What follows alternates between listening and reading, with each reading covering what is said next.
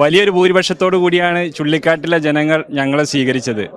ഐക്യ ജനാധിപത്യ മുന്നണി 401 വോട്ടുകളുടെ വലിയ ഭൂരിപക്ഷത്തിൽ ആ വാർഡ് നിലനിർത്തിയിരിക്കുകയാണ്. ഏകദേശം നീണ്ട 15 വർഷക്കാലം ഇടതുപക്ഷ ജനാധിപത്യ മുന്നണി സ്വന്തം കയ്യിൽ വെച്ച് അമ്മാനമാടിയിരുന്ന ഒരു വാർഡായിരുന്നു. പക്ഷേ അന്നൊക്കെ വികസനം തീരെ എത്താതെയും വികസനത്തിൻ്റെ വെളിച്ചം അവിടെ എത്തിക്കാതെയും മുന്നോട്ട് പോയതിൻ്റെ അടിസ്ഥാനത്തിൽ കഴിഞ്ഞ 5 വർഷം മുമ്പ് UDF ആ വാർഡ് തിരിച്ചു പിടിക്കുകയും കഴിഞ്ഞ വർഷത്തേക്കാൾ ഇരട്ടി ഭൂരിപക്ഷത്തിന് വീണ്ടും അവിടെ നമുക്ക് നിലനിർത്താനും സാധിച്ചിരിക്കുകയാണ്. മത്സരം തീർത്തും നിങ്ങൾക്ക് റിസൾട്ട് കണ്ടാൽ തന്നെ അറിയാലോ. എത്ര ഭൂരിപക്ഷം എത്രയാണ്?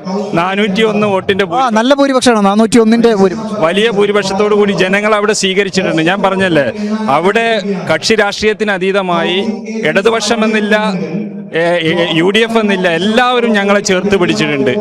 എനിക്ക് എതിരായി മത്സരിച്ച LDFന്റെ സ്ഥാനാർത്ഥി അദ്ദേഹവും അദ്ദേഹത്തിന്റെ ഭാര്യയും മാറി മാറി 15 വർഷക്കാലം ആ വാർഡിനെ പ്രതിനിധീകരിച്ചിട്ടുള്ള ആളുകളാണ്.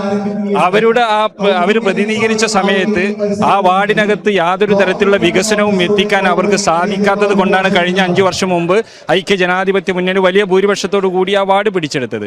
ആ ഭൂരിപക്ഷത്തിന്റെ ഇരട്ടിയിലേക്ക് നമുക്ക് മാറ്റാൻ സാധിച്ചു എന്നുള്ളത് അവിടുത്തെ മുഴുവൻ ജനങ്ങളും ഞങ്ങളെ കഴിഞ്ഞ 5 വർഷത്തെ പ്രവർത്തനം കണ്ട് ചേർത്ത് പിടിച്ചു എന്നുള്ളതിന്റെ തെളിവാണ്. മിഷൻ പൂർത്തീകരിച്ചോ എന്ന് ചോദിച്ചാൽ ആ വാർഡിലെ ജനങ്ങൾക്ക് ഇനിയും ഒരുപാടേറെ കാര്യങ്ങൾ അവിടെ പ്രതീക്ഷിക്കുന്നുണ്ട്. അവിടെ ഇടതുപക്ഷ ജനാധിപത്യ മുന്നണിയുടെ തുടർച്ചയായ 15 വർഷങ്ങളിൽ നിന്ന് മടുത്തുകൊണ്ടാണ് ഒരേ ആളുകൾ ഭാര്യയും ഭർത്താവും മാറി മാറി മത്സരിച്ച് വിജയിച്ച് അവരുടെ പോരായ്മകളെ തിരിച്ചറിഞ്ഞുകൊണ്ടാണ് കഴിഞ്ഞ 5 വർഷം മുമ്പ് ഐക്യ ജനാധിപത്യ മുന്നണി വിജയിച്ചത്.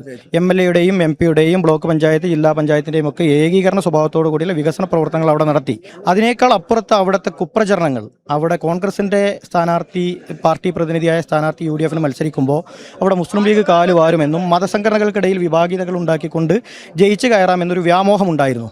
അത് തീർത്തും 401 വോട്ടിന്റെ ഭൂരിപക്ഷം എന്ന് പറഞ്ഞ ജനങ്ങൾ മനസ്സറിഞ്ഞ് നൽകിയതാണ്. അതിനേക്കാൾ അപ്പുറത്ത് ഉമറലി കരേക്കാട് എന്ന് പറയുന്ന UDFന്റെ സ്ഥാനാർത്ഥി അവിടെ ആ 14-ാം വാർഡിൽ മത്സരിക്കാൻ വന്നപ്പോൾ 2 ഇടതുപക്ഷ സ്ഥാനാർത്ഥികൾ ഒരേ സമയത്ത് പരാജയപ്പെടുത്തി എന്നുള്ളതാണ് അവിടുത്തെ ഒരു പ്രത്യേകത.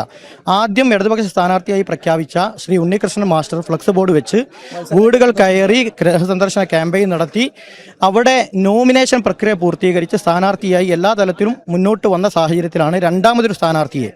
അത് ഐക്യ ജനാധിപത്യ മുന്നണിയുടെ കെട്ടുറപ്പിന് അവർ ഭയപ്പെട്ടു എന്നതിനേക്കാൾ അപ്പുറത്ത് ഇടതുപക്ഷ ജനാധിപത്യ മുന്നണിയിൽ പ്രത്യേകിച്ച് CPM പാർട്ടിയിൽ ആ പ്രദേശത്തുള്ള വിഭാഗീയത, അവർ തമ്മിലുള്ള ഭിന്നതയാണ് അത് പുറത്തേക്ക് കൊണ്ടുവന്നിട്ടുള്ളത്.